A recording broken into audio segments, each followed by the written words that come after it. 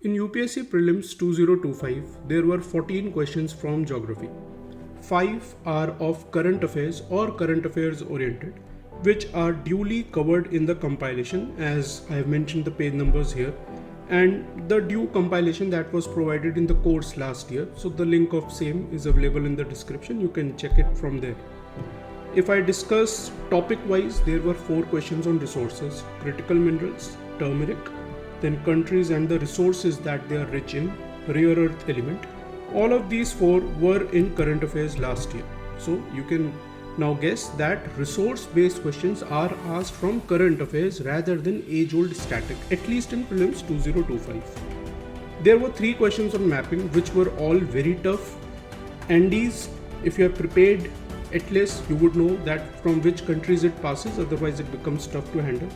Then these are regions of various countries. Couple of them are easy. If you know world history, you know Normandy is in France, but then couple of others are difficult to predict.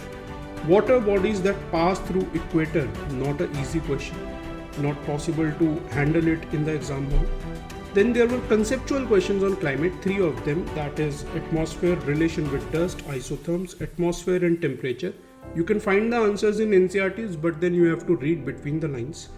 And there were a couple of questions back to back on time zones. Question number 76 of set A and 77 were both on time zones, again conceptual questions. And then there were a couple of questions with respect to continental drift and rocks as well under the section of geomorphology. So overall, there were 14 questions in geography. 5 basically were from current affairs, which were covered in the module last year.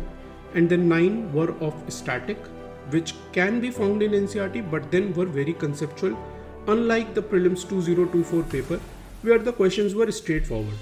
So my prediction for Prelims 2026 is that in geography, if there is a static question, it will be answerable just like Prelims 2024 from the NCERTs itself.